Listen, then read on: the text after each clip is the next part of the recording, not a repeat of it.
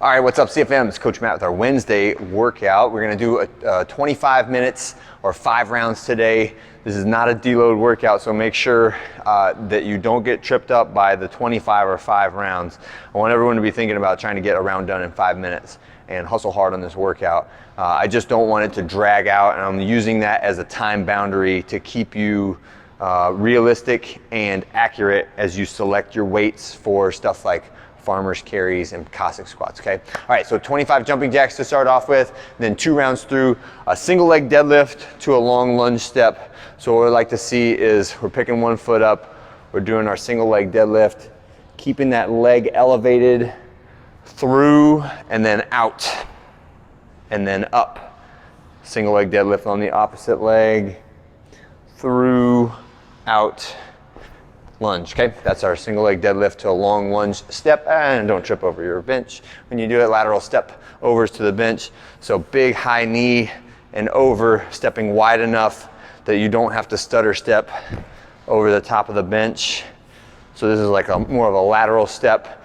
I do want the knee up high, but we're not trying to do like our lateral band step overs. This is more of a push out to the side when you do it. And then last one is our seated hip swivels. So for this one, make sure that your feet both stay planted on the ground as you roll from this position, knee to the bottom of the foot, and then knee to the bottom of the other foot. Make this more challenging by reaching out in front of you and leaning into it. You should feel more stretch on the glute that's down and more stretch on the hip that's up. And try not to float your feet like this, right? That just makes it easier and don't get as much of a stretch out of it when you do it in that position. Lastly, we're just gonna do some kips. So real basic kips. Start underneath the bar, try not to be swinging when you start. Feet together, toes pointed, controlling that shoulder position primarily with the lats and your shoulder and your scapular muscles, okay? All right, when you're done with that, we're gonna get some dumbbells and a bench to step up on.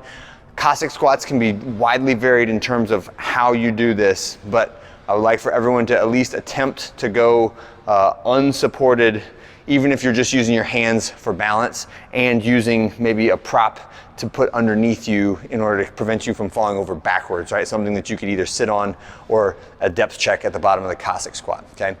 So row or bike, 2 minutes, steady pace. What I mean by steady pace is just aerobic, conversational, right? So not a sprint, not trying to accumulate too many calories, but I don't want it to be like a warm-up gabby gab pace, okay? Then we're gonna do a 200-meter farmer carry, so grab either 2 dumbbells or 2 kettlebells, but I want this unbroken, right? So don't grab the 70s if you're gonna have to stop like 3 or 4 times on the way out to the 200-meter mark and back. And for the outdoor 200 meters, we're just gonna go to the near side of 7th Street. You do not have to cross the street.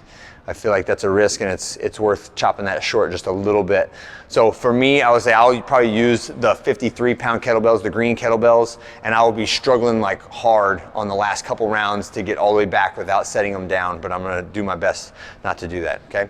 All right, next one is heel taps, right? So you're gonna have an object.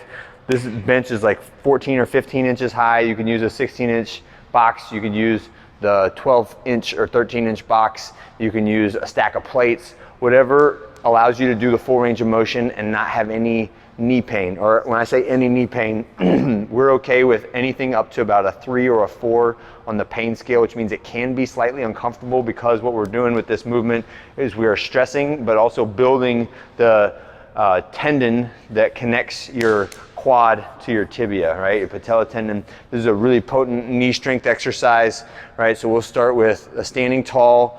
We're gonna reach down, just barely try to touch the heel to the ground, but not the balls of your foot, okay? So what I'd like to see is we just barely touch the heel under control and then drive back up to that full extended leg position. Watch, this is gonna be a bad rep here where I flop to the ground and then I kind of jump up with that leg that I just used to touch the ground with, all right? So that takes away the stress and the control from the leg that's on top, right? And some of you, like, I will probably do a slightly different height on my left leg because this starts to hurt and I can't control that very bottom position on my left leg. So I'll probably do like a 2 or 3 inches lower box on my left leg than I can do on my right leg, just because my right leg is stronger. But that's something that if you will work on it and control that range of motion, you'll get stronger on the weak side, and that's the purpose of doing that. But it's also a very potent knee rehab exercise to do. All right, and then the last one is a press out Caustic squat. So this one, again, if you need to use something like a bench to stop your downward movement, right? But we're pressing out as we go down, like so, and that should help you with your balance.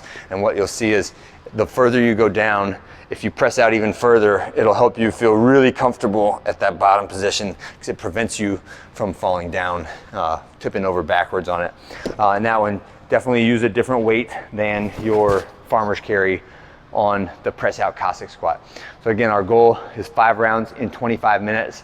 Use that as a guide, right? There's not gonna be a firm time cap, but if it's, I mean, I don't want it to be 35 minutes. I'm okay with 28 minutes, 29 minutes.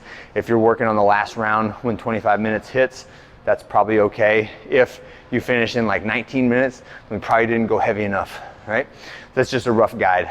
And it's hopefully helpful in helping you pick the weight or the distance or the range of motion that you use, so you understand the intent of the workout is a moderate pace aerobic workout where we are working on some knee tissue, but also your grip and your posture, okay?